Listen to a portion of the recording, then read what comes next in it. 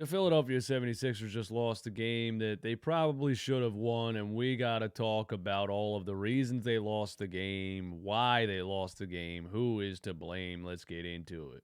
Run it back, Philly! No frauds, no fanboys, no intros. Run it back, nation. What is good? It is your boy DJ Eastwood.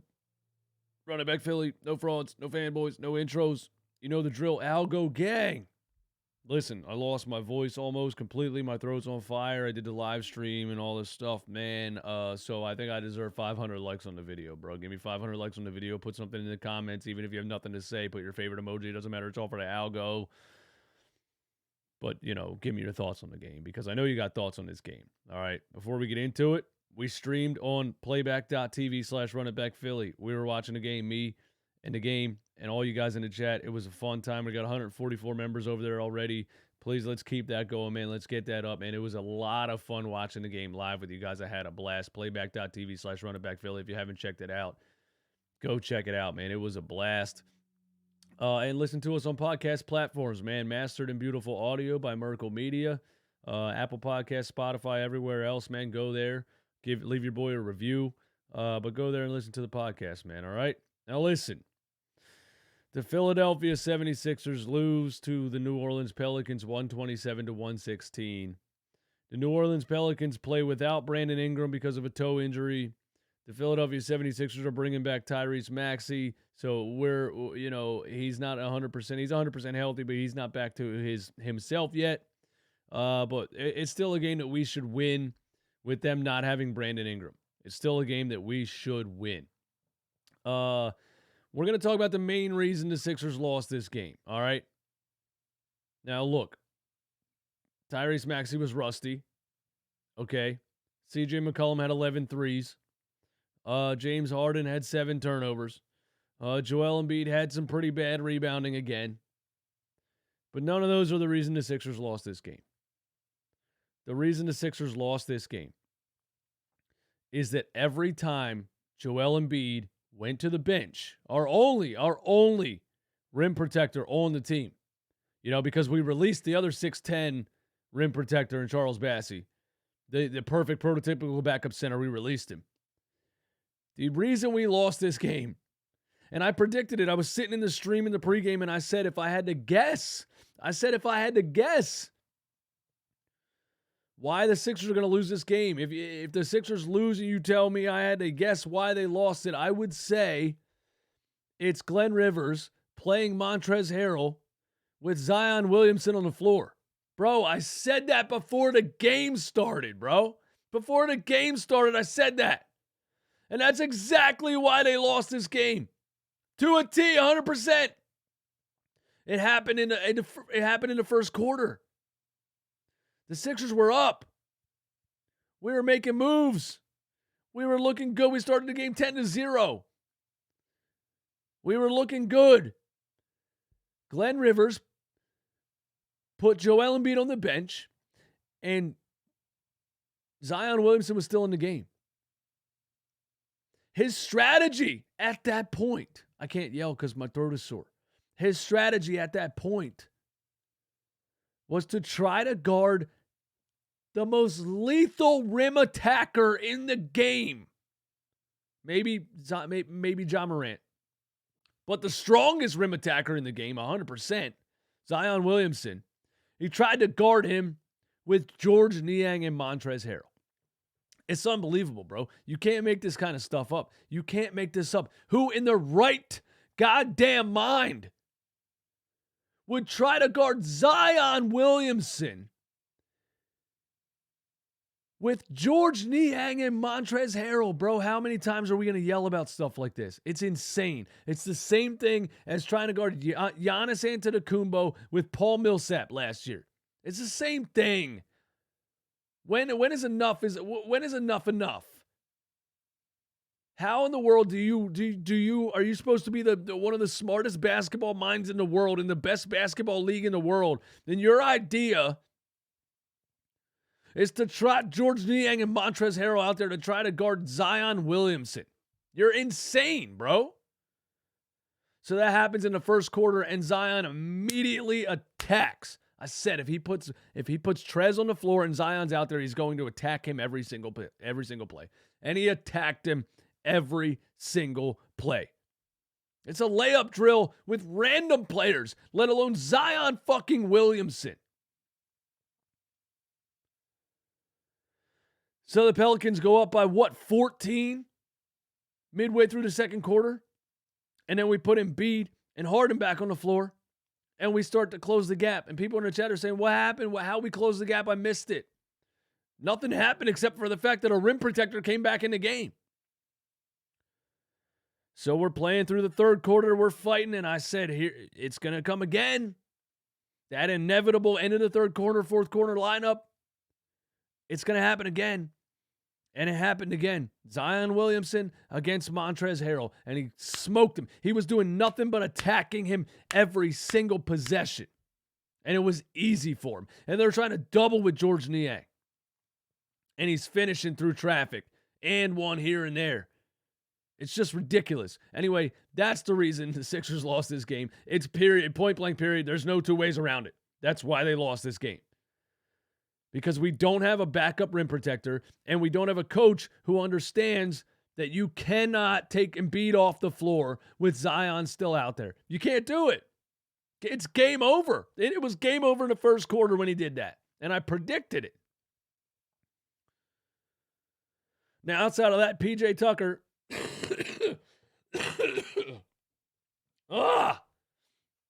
PJ Tucker fought hard in this game trying to guard Zion one-on-one for most of the game. He was outmatched anyway. He's 6'5". Zion's faster, more agile, a lot younger.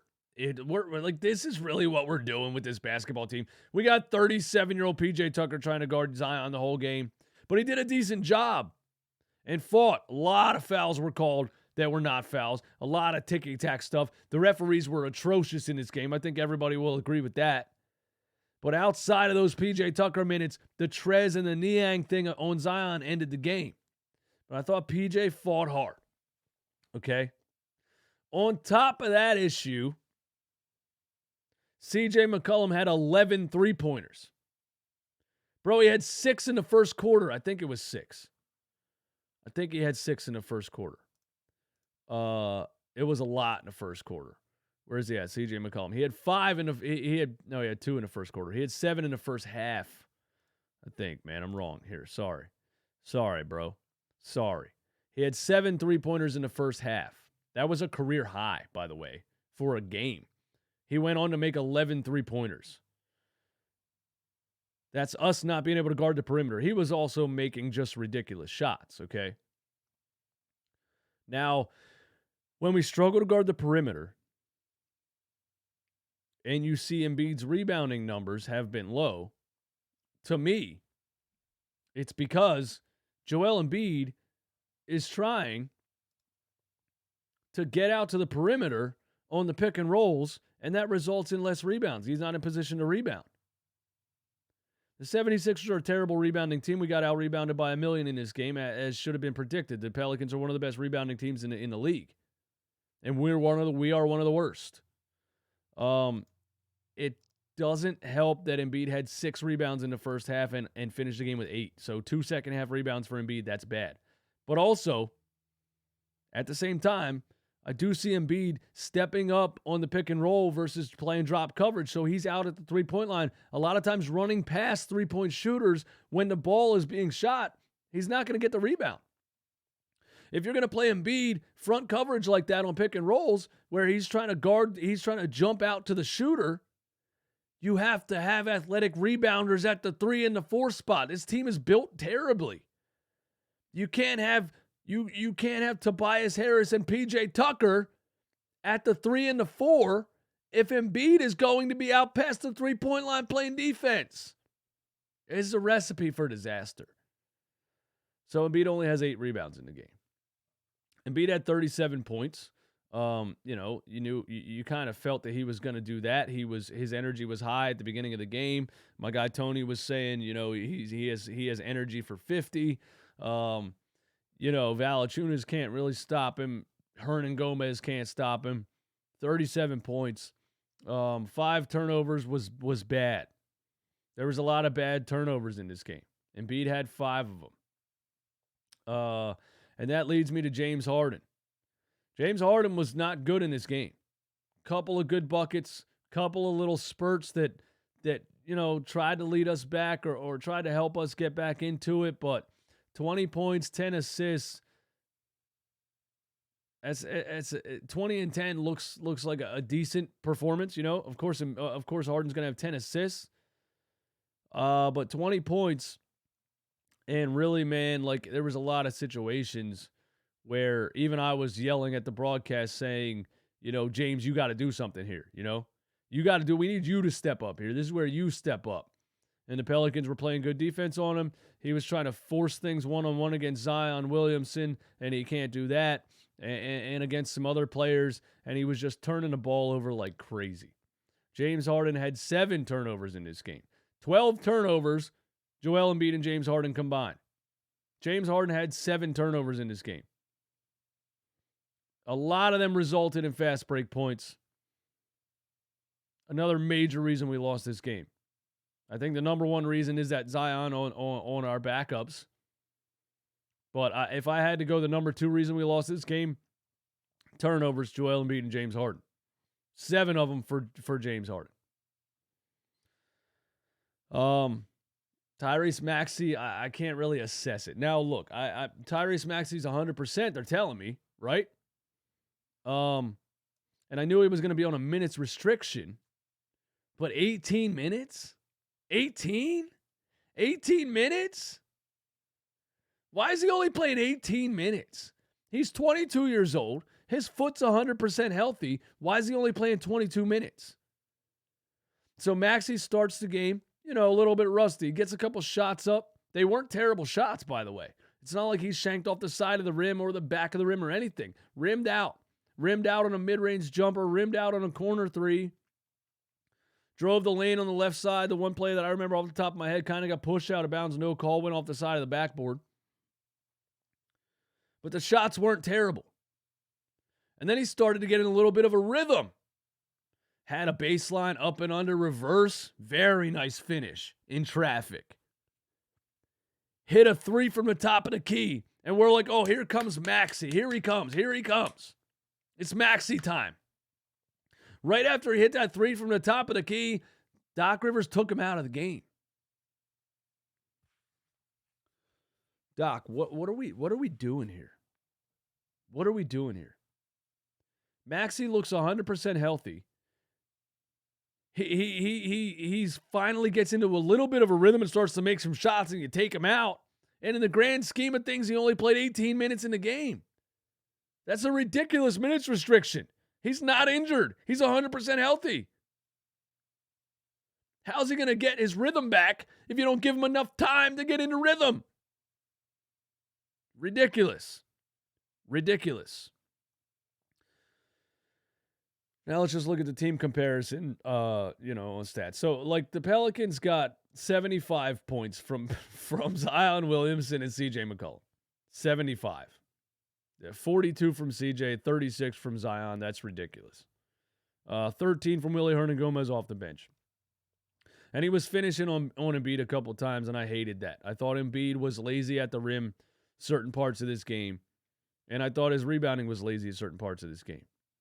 Let's just look at some comparisons here.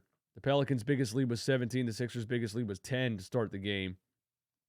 The Pelicans out-rebounded us 36-29. The New Orleans Pelicans had 14 steals. We had 5. They shot 48% from 3. We shot 41. Points in the paint, the Pelicans had 52. We had 44. Second chance points, the Pelicans had 14. We had 6. And you guessed it, fast break points. The New Orleans Pelicans had 30, and we had 8. So look, the 8-game winning streak was nice, but you just saw in this game all of the issues the Sixers actually have come to light. They're slow. They can't defend the perimeter. They can't defend the rim when Joel Embiid sits. And they can't get back in transition. They gave up 30 transition points, and we had 8. They got out-rebounded, and they had how many damn turnovers? A lot. A lot of turnovers. 12 between Joel Embiid and James Harden alone. Where's the turnovers at, bro? Turnovers. Team. 18 turnovers for the Sixers. Pelicans had 19 turnovers. Pelicans had 19 turnovers? No, that's 19 assists. Pelicans didn't have 19 turnovers. Pelicans had 12 turnovers. We had 18 turnovers. They had 12 turnovers. This is what you're going to see with this Sixers team when they play good teams. They're going to get out-rebounded. They're going to get beat in transition. They're going to have turnovers. They're going to give up second chance points. They're going to give up offensive rebounds. Look, the Sixers in this game had 3 total offensive rebounds. The Pelicans had 7. I don't know what else to say. This is not a good enough roster. Is this team beating the best teams in the NBA? No, they're just not. And it's not they had an off night or whatever. They don't match up with the best teams in the NBA, period. We're fat, slow, old, can't rebound, can't get back in transition. What can you do? And then when you need to defend somebody like Zion Williamson, maybe try some Matisse Thybulle, maybe try some Paul Reed. Maybe try some athletic defenders. Matisse Thybulle played 7 minutes in the game. Paul Reed played 1 minute, and that doesn't count. He played 0 minutes. And that too. Glenn Rivers has the audacity to put Paul Reed in the game with a minute left when he refused to play him the whole game. Your only athletic rebounder. Your only athletic rebounder on the roster. You refuse to play in a game against Zion fucking Williamson. This game is 100% on Doc Rivers, and it's just going to continue. You have to fire him, guys. It is what it is. Thank you for tuning in. It is your boy DJ Eastwood, running back Philly. No frauds, no fanboys, no intros. That was brutal. But it was fun to be in the playback.tv room with all of you guys that came through. Thank you for coming through. Playback.tv/running back Philly. Go ahead and join and watch Sixers games with your boy. And, even when it's a bad game, even when it's frustrating, I think I can provide a little bit of entertainment. Let my turmoil be your entertainment. Playback.tv/runningback Philly. Thank you guys for tuning in, man. Check out the podcast and all that stuff, bro. I'm going to bed. Love you all. Running back Philly, no frauds and fanboys, no intros. I'm out. Peace.